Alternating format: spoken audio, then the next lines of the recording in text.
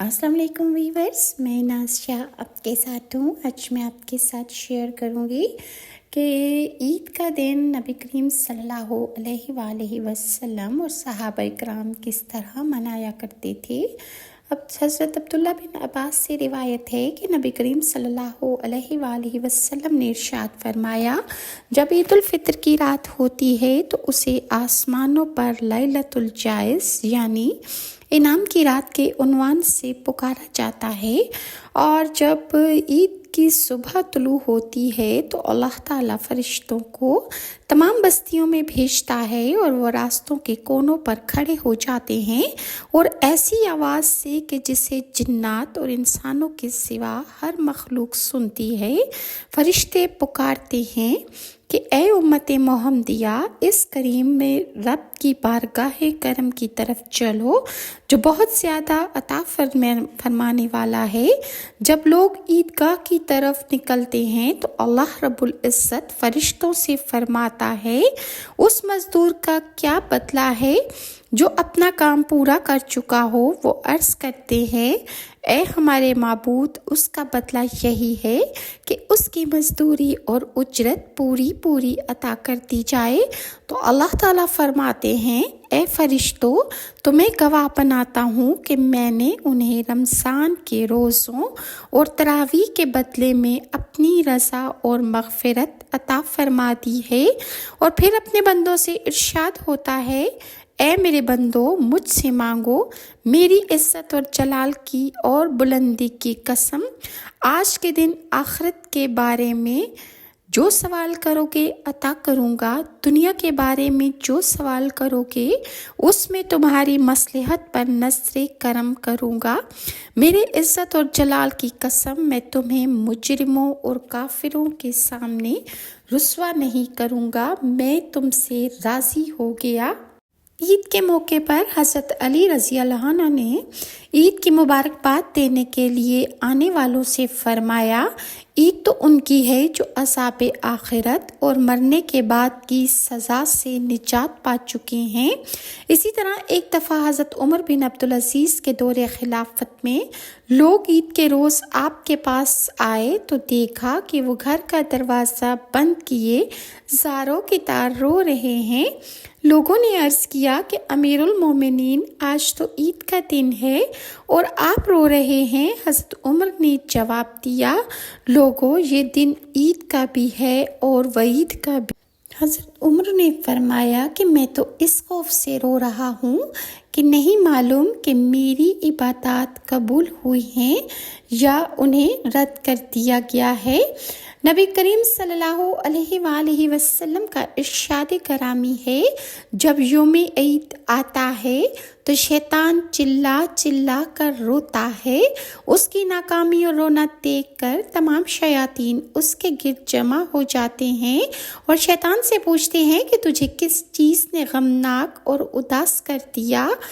شیطان کہتا ہے، ہائے افسوس، اللہ تعالیٰ نے آج کے دن امت محمدیہ کی بخشش فرما دی ہے، لہٰذا تم انہیں پھر سے لذتوں اور خواہشات نفسانی میں مشغول کر دو۔ ہم چاند رات بازاروں اور گل گپاڑے میں گزار دیتے ہیں، جبکہ حدیث کے مطابق اس رات میں عبادت کی تاکید کی گئی ہے۔ حضرت ابو امامہ سے مروی ہے کہ نبی کریم صلی اللہ علیہ وآلہ وسلم نے ارشاد فرمایا، جو شخص عید الفطر اور عید الاضحیٰ کی راتوں میں عبادت کی نیت سے قیام کرتا ہے، اس کا دل اس دن بھی فوت نہیں ہوگا جس دن تمام دل فوت ہو جائیں گے۔ حضرت عائشہ صدیقہ فرماتی ہیں کہ عید کا دن تھا اور رسول اللہ صلی اللہ علیہ وآلہ وسلم کے حجرے کے سامنے حبشہ کے لوگ کچھ ڈھالوں، نیزوں اور کے ساتھ کرتب دکھا رہے تھے۔ رسول اللہ صلی اللہ علیہ وآلہ وسلم دروازے میں سے انہیں دیکھ کر خوشی کا اظہار فرما رہے تھے اور میں بھی رسول اللہ کی چادر مبارک کے پیچھے چھپ کر یہ سب کچھ دیکھ رہی تھی۔ آپ صلی اللہ علیہ وآلہ وسلم بہت دیر تک مجھے چادر کی اوٹ میں چھپائے ان غلاموں کا کھیل دکھاتے رہے۔ جب میرا جی بھر گیا تو آپ نے فرمایا، بس؟ میں نے عرض کیا، جی ہاں۔ فرمایا تو نبی کریم صلی اللہ علیہ وآلہ وسلم اور صحابہ کرام کا طرز عمل یہی تھا کہ اللہ تعالیٰ کے انعامات کے شکر کے لیے اور اس کے احسانات اور اس کے فضلوں کو یاد کر کے ذکر الہی میں مشغول رہا کرتے تھے۔ ان عید کے موقع پر اللہ تعالیٰ کی کبریائی کا بیان ہر ایک کی زبان پر جاری رہتا تھا۔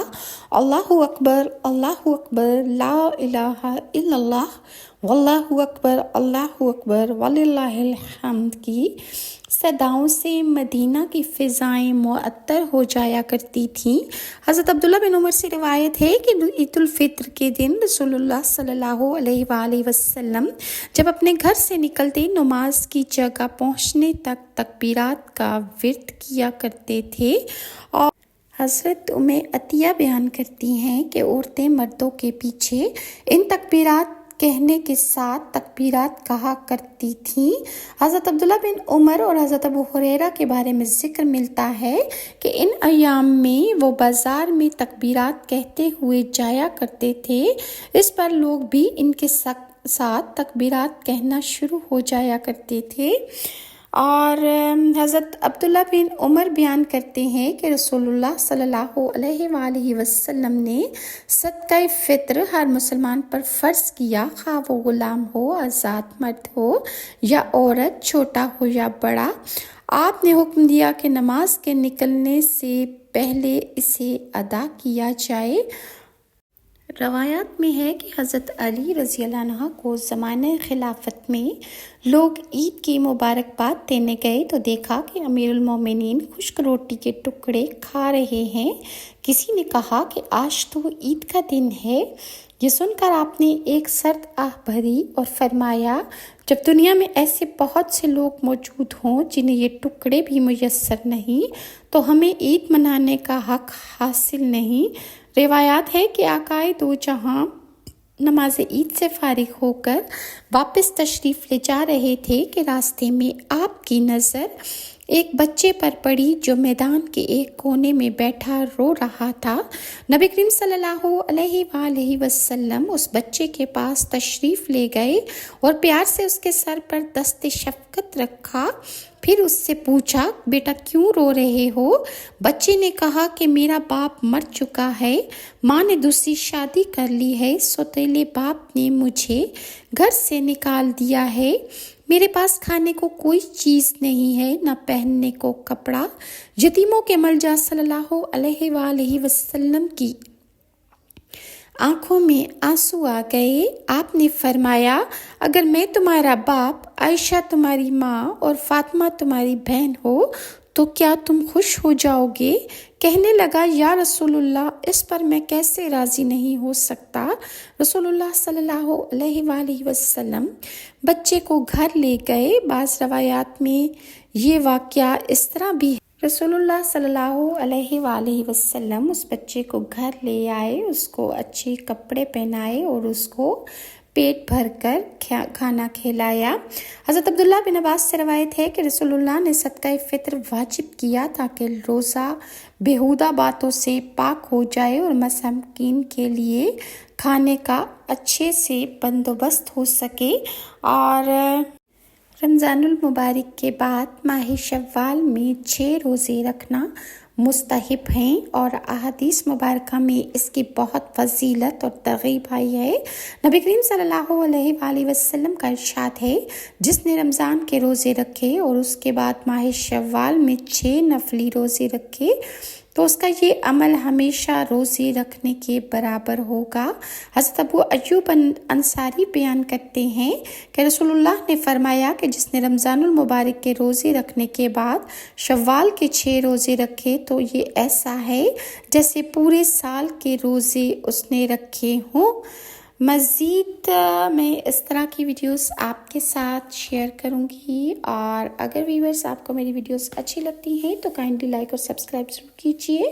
نیکسٹ ویڈیو تک کے لیے ناز کو اجازت دیجیے، اور میری طرف سے تمام امت مسلمہ کو عید مبارک۔ اللہ تعالیٰ آپ کے گھروں کو، خاندانوں کو خوشیوں سے بھر دے اور آپ سب پر رحمتیں اور برکتیں نازل فرمائے، اور اللہ تعالیٰ رمضان کی آخری رات اجر کی رات میں آپ سب کے دلوں کی چائس اور میٹھی مرادیں پوری فرمائے۔ اللہ تعالیٰ ہم سب کے رکوع و سجود کو قبول و منظور فرمائے۔ اور نیکسٹ ویڈیو تک کے لیے ناز کو اجازت دیجیے۔ اللہ حافظ۔